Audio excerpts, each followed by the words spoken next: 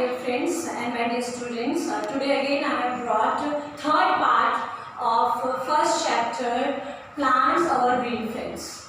I have already uploaded 2 videos. अगर आप इस वीडियो को पहली बार देखते हैं तो आप इससे पहले 2 वीडियो जरूर देखना, आपको और भी बहुत सारा इन्फॉर्मेशन मिलेगा प्लांट्स से regarding.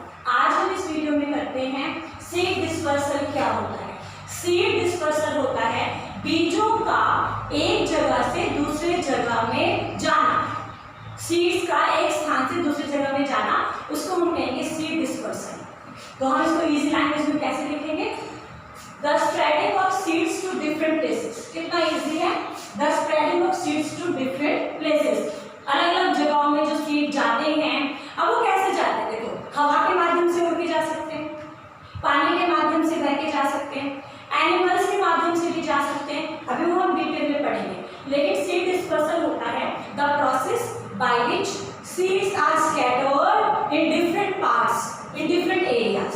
Okay, now method of seed dispersal. अब सीड डिस्पर्सल किस किस तरीके से हो सकता है? सबसे पहली बात, सीड डिस्पर्सल बाय विंड, बीजों का एक स्थान से दूसरे स्थान पर जाना हवा के माध्यम से, विंड के माध्यम से। तो इसके लिए ज्यादा जरूरी क्या है कि बीज बहुत छोटा होना चाहिए, बीज बहुत हल्का होना चाहिए। अगर बीज बहुत भारी होगा तो हवा में कैसे उड़ेगा? तो अगर किसी बीजों को डिस्पर्स करना है तो उसके लिए विंड बीजों का स्मॉल इन साइज होना जरूरी होगा और लाइट होना जरूरी होगा, तभी बीज हवा के माध्यम से एक स्थान से दूसरे स्थान पे जा सकते हैं। अब इसमें एग्जांपल क्या लेंगे? देखिए, seeds must be light and small. Seeds जो है वो वजन में हल्के होने चाहिए और साइज में छोटे होने चाहिए।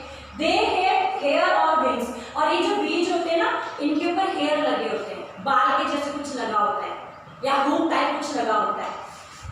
अब इसमें एग्जांपल क्या है? Cotton, hip page, hip page, पहले हिप लिखिए, हिप फिर पेज लिखिए, हिप पेज ऐसे स्पेलिंग बनेगी, हिप और पेज, हिप पेज। डैंडिलियन, डैंडिलियन एक प्रकार से फ्लावर होता है, डैंडिलियन।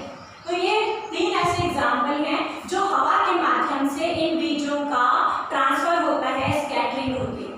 सेकेंड है बाय वाटर, पानी के माध्यम से भी बीज एक जगह से दूसरी जगह पे जाते हैं। अब कोकोनट है, कोकोनट ट्रीज ऐसे पेड़ पौधे जो समुद्र के बगल में लगते हैं, नदियों के बगल में लगते हैं, नहरों के बगल में लगते हैं। तो ऐसे पेड़ पौधे जो नहरों के, नदियों के, तालाबों के, समुद्रों के किनारे किनारे होते हैं, उनके बीज पानी के माध्यम से एक स्थान से दूसरे स्थान पे जाते हैं। इसके लिए क्या होता है? ये जो बीज होता है अंदर से खोखला होता है, आपने नारियल देखा, अंदर से खोखला होता है। लोटस फ्लावर जो होते हैं, अंदर से लोटस की जो डंडी होती है वो भी खोखली होती है, बीज भी बहुत हल्के होते हैं। सो सीड्स ऑफ कोस्टल प्लांट्स, ऐसे प्लांट्स जो कोस्टल एरियाज में होते हैं, लोटस और कोकोनट। तो पानी के माध्यम से भी बीज एक स्थान से दूसरे स्थान में ट्रांसफर करते हैं। थर्ड है बाय बर्ड्स, इंसेक्ट्स और ह्यूमन बीइंग। अब देखो, आप जाते जाते बेर खाते हो, आपने बेर का बीज फेंक दिया तो क्या होगा? कुछ समय बाद हो सकता है वहाँ पे पेड़ के पौधा लग जाए। आप जाते जाते आपने ऑरेंज खाया तो आप ऑरेंज के बीज फेंक देते हो सकता है कुछ समय बाद वहाँ पे ऑरेंज का पौधा हो जाए। तो ह्यूमन बीइंग के माध्यम से भी जो सीड्स होते हैं वो एक स्थान से दूसरे स्थान पे ट्रैवल करते हैं। हो सकता है आप मेज खा रहे हैं, भुट्टा खा रहे हैं और कच्चा कहीं से बीज भी गिर जाए, कुछ भी चीज़ आप खा रहे होते हैं और वो बीज अगर आप यहाँ बिखेर देते हो तो वो पौधे में हो सकता है कि पौधे में वो उसकी ग्रोथ हो जाए। अब देखिए बर्ड्स हैं, बर्ड्स क्या करते हैं? बर्ड्स कुछ फल खाते हैं, उसके बाद मान लीजिए उन्होंने फल खाया और वो जो बीज है उसकी चोंच में कट के रह गया, उसके बाद वो बर्ड कहीं और जगह में उड़ के गई और वहाँ पे अपने बीज को, चोंच को साफ करेगी तो हो सकता है बीज वहाँ गिर जाए, ऐसे हो सकता है। अभी ऐसे होता है कि काफ़ी सारे ऐसे लिविंग ऑर्गेनिज्म होते हैं वो खाना खाते हैं और बीज उनके पेट में पचते नहीं हैं, तो वो जो एक्सक्रीट करते हैं उस एक्सक्रीट में बीज गिर जाता है। और हो सकता है कि ओपन डिफिकेशन कहते हैं, है तो गलत, ओपन डिफिकेशन का मतलब खुले में शौच करना, वैसे गलत है ये, लेकिन ओपन डिफिकेशन के माध्यम से भी जो बीज है वो एक जगह से दूसरी जगह ट्रैवल कर सकता है। आप इंसेक्ट को लेके चलो, बटरफ्लाइज हैं और बीज हैं, चिड़िया हैं, तो ये जब किसी फूल में बैठते हैं, कोई चीज़ खाते हैं तो हो सकता है उनके बदन में चिपक जाए, उनके पंखों में चिपक जाए और जहाँ पर हो जाए जाए, वहाँ पर उसको झड़ जाए। तो बर्ड्स, इंसेक्ट, ह्यूमन बीइंग के माध्यम से भी बीज एक जगह से दूसरे जगह में परिवर्तित करते हैं या ट्रांसफर करते हैं। सो इसके example mango, orange, Kokalla bird. पहले कोकल लिखना है, कोकल बर्ड। कोकल बर्ड भी एक प्रकार का सीड है जो उसका जो ट्रांसफरिंग एजेंट है वो ह्यूमन बीइंग है या इंसेक्ट्स है। नेक्स्ट है एक्सप्लोसिव मेथड। एक्सप्लोजन का मतलब होता है विस्फोट। एक्सप्लोजन का मतलब होता है विस्फोट। ऐसे काफी प्लांट्स होते हैं जब उनका सीड मैच्योर हो जाता है तो वो फटक की आवाज करके एक्सप्लोड करता है, ठीक है ना। एक्सप्लोड का आवाज भी आती होगी और वो एकदम से फूट जाता है ऐसे, तो वो जो बीज है आसपास गिर जाते हैं। तो that is called explosive method. The pods get exploded. Pod का मतलब फली। जैसे आपने मटर देखा, तो मटर फली के अंदर होता है। आप उसको जब छीलते हो तो वो जो बाहर का एरिया होता है वो फली है, उसको हम पॉड कहते हैं, और उसके अंदर मटर के छोटे छोटे दाने होते हैं, ठीक है। तो ऐसे फली वाले आपकी बीन्स होते हैं। बीन्स आपकी फली वाली सब्जी है, ठीक है।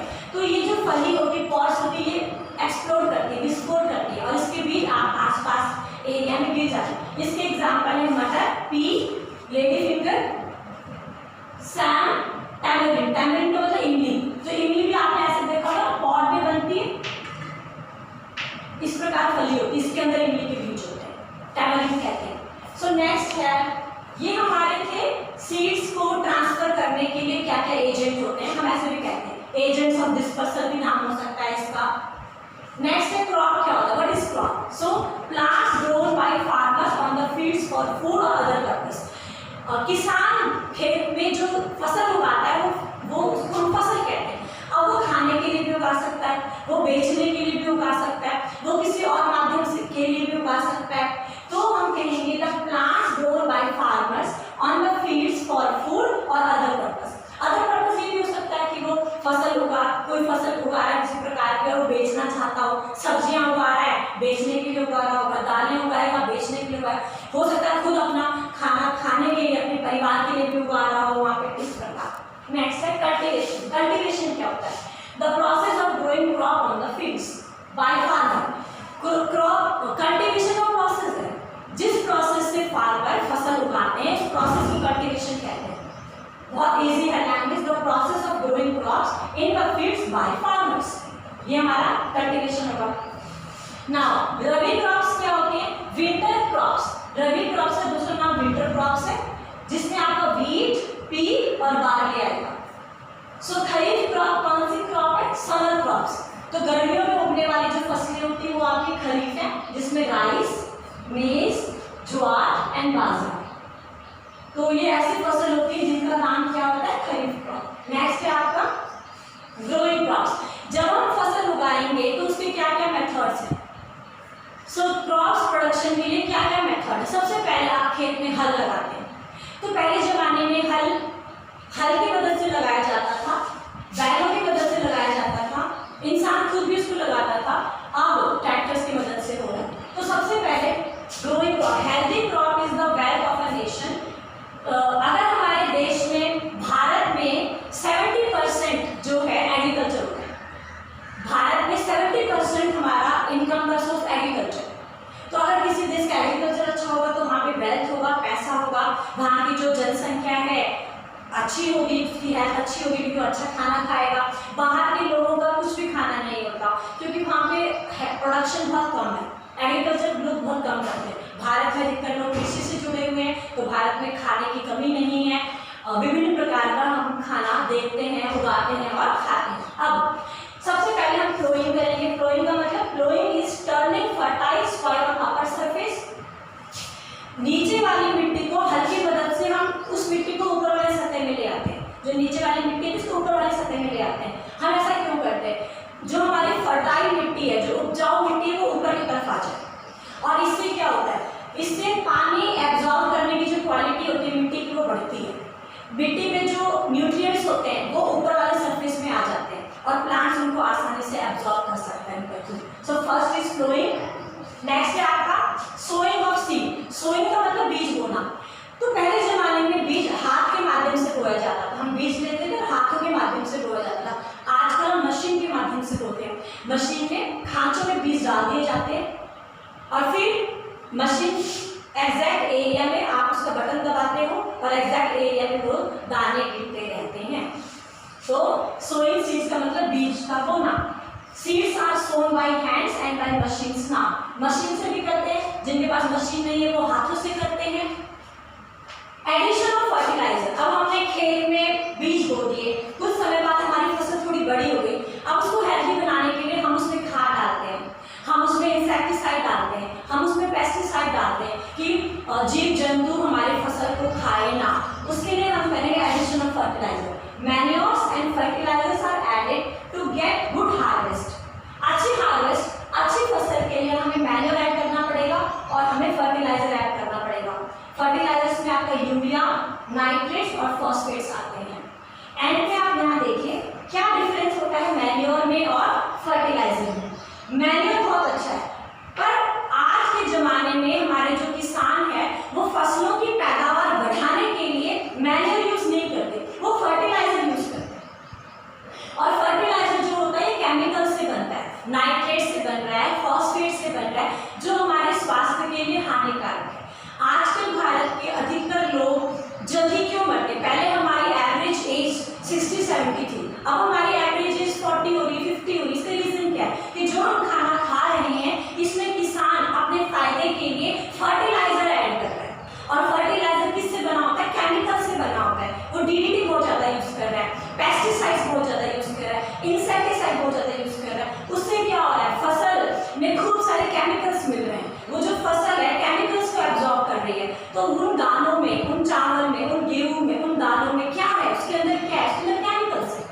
तो वो केमिकल्स इनडायरेक्टली हमारे बदन के अंदर जा रहे हैं और इतनी सारी बीमारियां हमें हो रही हैं। लेकिन पहले जमाने में लोग मैन्योर यूज करते थे। अब मैन्योर क्या होता है? गोबर, जैसे डंग्स होते हैं, काउ डंग, तो जो घर में हमारे जानवर होते थे, भैंस होती थी, गाय होती थी, बकरियां होती थी, भीड़ होते थे, इनका जो गोबर था उन गोबर को खेत में डाला जाता था। तो उस गोबर से फसल भी अच्छी होती थी और हमारे स्वास्थ्य को भी कोई हानि नहीं थी। पहले के समय के जो लोग हैं अभी भी उनका स्वास्थ्य बहुत अच्छा है। पहले के समय में जो लोग थे उनको बीमारियां कम होती थी। अब जहाँ प्रगति भी हो रही है लेकिन बीमारियां भी बढ़ रही हैं, कारण उसका यही है। तो अब हम मैन्योर में डिफरेंस क्या है? सबसे पहले मैन्योर क्या है? It is natural. मैन्योर तो नेचुरल है, गोबर तो नेचुरल है, एनिमल्स से गोबर मिल रहा है वो नेचुरल है। लेकिन फर्टिलाइजर क्या है? मैन मेड, ये इंसान बनाता है। It is made from dead plants and dung. Manure कैसे बनेगा? आप देखो, मैंने ये भी देखा है कुछ ऐसे प्लांट्स होते हैं जिनको हम खेत में उगाते हैं और फिर जबरदस्ती हम उसको ट्रैक्टर की मदद से, हल की मदद से उसको मिट्टी में दबा देते हैं। तो कुछ ऐसे प्लांट्स हैं जिनको अगर हम जमीन में दबा देते हैं तो वो खाद का काम करते हैं, ठीक है। और ये जो गोबर है ये तो करता ही है। और लेकिन ये जो फर्टिलाइजर होते हैं ये केमिकल से बने होते हैं, ये नेचुरली मिलेगा हमें, ये केमिकल से बनेगा। यहाँ पे एग्जांपल क्या है? डंग और ऐश। ऐश से मतलब राख। गांव में क्या होता है? गांव में चूल्हा जलता है, तो चूल्हा जब जलता है तो लकड़ी उसमें यूज होती है। गोबर के, काऊ डंग के यूज होते हैं, गोसे बोलते हैं उसको, वो यूज होता है। लेकिन अब वो जो राख है वो भी हम जब खेतों में डालते हैं तो वो भी हमारी फसल की पैदावार को बढ़ाता है। लेकिन राख हमारे लिए हानिकारक नहीं है। पहले के लोग राख से बर्तन धोते थे, राख से हाथ धोते थे, तो उनको कोई बीमारियां नहीं हुई। आजकल के मॉडर्न लोग जो हैं विम से बर्तन धो रहे हैं, बार से बर्तन धो रहे हैं, लिक्विड से बर्तन धो रहे हैं। हमें क्या पता कि वो लिक्विड किस केमिकल से बना है, किन चीज़ों से बना है। तो ना चाहते हुए भी थोड़ा बहुत केमिकल बर्तनों में लगा रहता है जो हमारे को डिसीज क्रिएट कर रहा है। पहले हम एशेस यूज करते थे, राख से बर्तन धोते थे, राख से हाथ धोते थे और राख में कोई कीटाणु नहीं था क्योंकि तो ऑलरेडी जली हुई लकड़ियाँ होती, ऑलरेडी जला हुआ गोबर होता है, उसका कोई नुकसान नहीं था। तो ये मैन्योर के एग्जाम्पल है, गोबर और राख। लेकिन हमारे फर्टिलाइजर में क्या? Urea, nitrate, phosphate. अब ये नाम ही देखो ना, केमिकल्स हैं। तो जब ये फसल में मिलते हैं तो फसल में क्या होगा? गेहूं के अंदर क्या मिलेगा? केमिकल्स मिलेंगे। चावल में क्या मिलेगा? केमिकल्स मिलेंगे। सब्जियों में क्या मिलेगा? केमिकल्स मिलेंगे और वो हमारे बदन में डिसीज क्रिएट करते हैं। सो नाउ उसके बाद हम यहाँ पे पढ़ते हैं इरिगेशन। इरिगेशन क्या होता है? पौधों को पानी देना। तो जब हमारे पौधे बड़े हो गए हम उनको पानी देते हैं, पौधों में पानी देने की जो क्रिया होती है उसको इरिगेशन कहते हैं। छोटा सा आपके लिए डेफिनेशन है, वाटरिंग क्रॉप्स इज इरिगेशन। कितना इजी है, वाटरिंग क्रॉप्स इज इरिगेशन, ठीक है।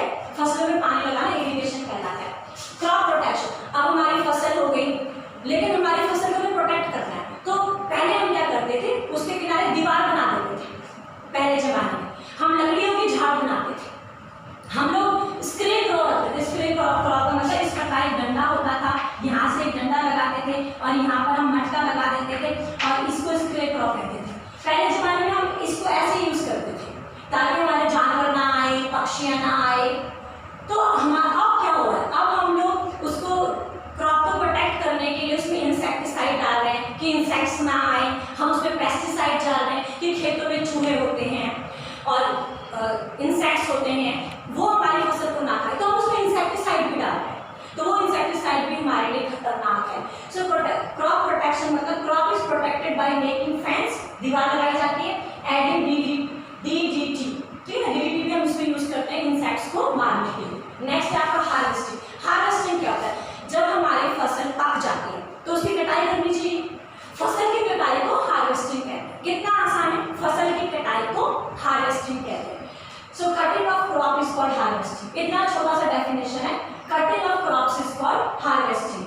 सो ट्रेडिशनली हम क्या करते थे, हम सिकल के माध्यम से, सिकल होता है दराती, इस प्रकार बनी होती थी, तो पहले जमाने में सिकल के माध्यम से, दराती के माध्यम से काटते थे। अब आपके पास थ्रेशर है, अब आप मशीनों से काटते हैं थ्रेशर की। So that is called harvesting, फसल की कटाई। लास्ट में आता है स्टोरेज। स्टोरेज मतलब हम इतना सारा फसल एक साथ नहीं खा सकते, तो इन फसल को हम स्टोर करते हैं। तो इसको स्टोर करने के लिए बड़े बड़े स्टोर हाउसेस होते हैं, मंडियाँ होती हैं। सो वहाँ पर हमें बहुत ध्यान रखना होता है, बोरियों में रखना होता है सामान, ऐसे उसकी केयर करनी होती है कि वहाँ पे आसानी से रैट्स ना जा पाए, बर्बाद ना हो, पानी में बर्बाद ना हो।